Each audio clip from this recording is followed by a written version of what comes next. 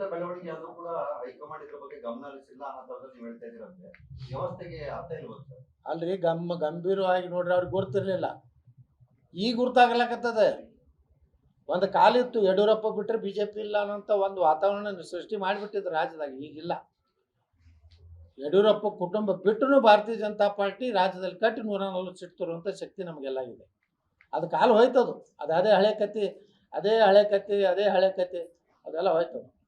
Sir, ಈಗ ವಿಜಯೇಂದ್ರ ಅಕ್ಕಪಕ್ಕ ಇರೋರು ಒಂದು ಸ್ಟೇಟ್ಮೆಂಟ್ ಕೊಟ್ಟಿದ್ದಾರೆ ನಿನ್ನೆಯಿಂದ. ವಿಶ್ವನಾಥ್ ಆಗಿರ್ಬೋದು, ಪ್ರೀತಮ್ ಗೌಡ ಆಗಿರ್ಬೋದು, ಯಾಕೆ ಸುಮ್ಮನೆ ಹಿಂಗೆಲ್ಲ ಗೊಂದಲ ಸೃಷ್ಟಿ ಮಾಡ್ತೀರಾ? ಬಿಟ್ಟು ಹೋಗೋದಾದ್ರೆ ಬಿಟ್ಟು ಹೋಗಿ ಅಂತ ಅವ್ರು ಹೇಳ್ತಾ ಇದ್ದಾರೆ. ವಿಶ್ವನಾಥ್ ನಿನ್ನೆ ಬಹಿರಂಗವಾಗಿ ಹೇಳಿದ್ದಾರೆ. ಯಾರಿಗೆ ಹೇಳ್ಯಾರೆ? ಅವ್ರಿಗೆ ಹೇಳ್ಯಾರ ಅಷ್ಟೇ.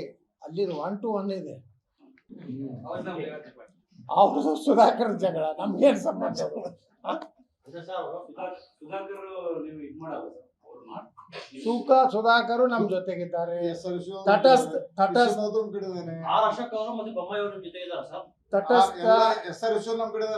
ವಿಶ್ವನಾಥ್ ನಮ್ ಕಡೆ ಅದಾರಿ. ವಿಶ್ವನಾಥ್ ಅವ್ರ ನಿಷ್ಠೆ ಯಡಿಯೂರಪ್ಪಗೆ, ಮಗನಿಗಲ್ಲ. ಬರ್ಕೊಂಡ್ರ ವಿಶ್ವನಾಥ ನಿಷ್ಠೆ BS ಯಡಿಯೂರಪ್ಪಗೆ. ವಿಜಯೇಂದ್ರ ಬಂದ್ರೆ ಇಲ್ಲ. ಹಿಂಗೆಲ್ಲ ಕೆಟಗರಿ ಅದವರು. Category A+, category B+.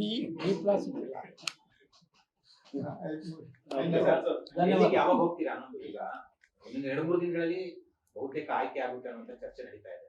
ಸಹಮತದಿಂದಲೇ ದೆಹಲಿಯಿಂದಲೇ ಘೋಷಣೆ ಆಗುತ್ತೆ ಅನ್ನುವಂತ ಚರ್ಚೆ ನಡೀತಾ ಇದೆ. ನೀವು ಇನ್ನೂ 2 ದಿನ ಟೈಮ್ ತಗೊಂಡು ನಾವು ಚರ್ಚೆ ಮಾಡ್ತೀವಿ ಅಂತ ಹೇಳ್ತಾ ಇದ್ದೀರಾ. ಅಷ್ಟರಲ್ಲಿ ಘೋಷಣೆ ಆಗೋ ಸಾಧ್ಯತೆ ಇದೆ ಅಂತ ರಾಜ್ಯಾಧ್ಯಕ್ಷರು ಅಷ್ಟು ಫಾಸ್ಟ್ ಮಾಡೋದಿಲ್ರಿ.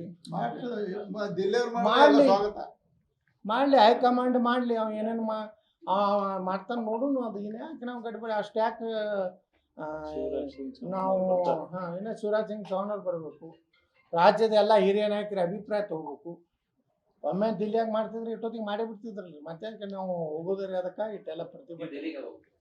ದಿಲ್ಲಿ ಅದೇ ಈಗ ಸೆಷನ್ ಚಾಲು ಆಗಿದೆ. ಒಂದು ಈಗ ನಿರ್ಣಯ ಮಾಡಿ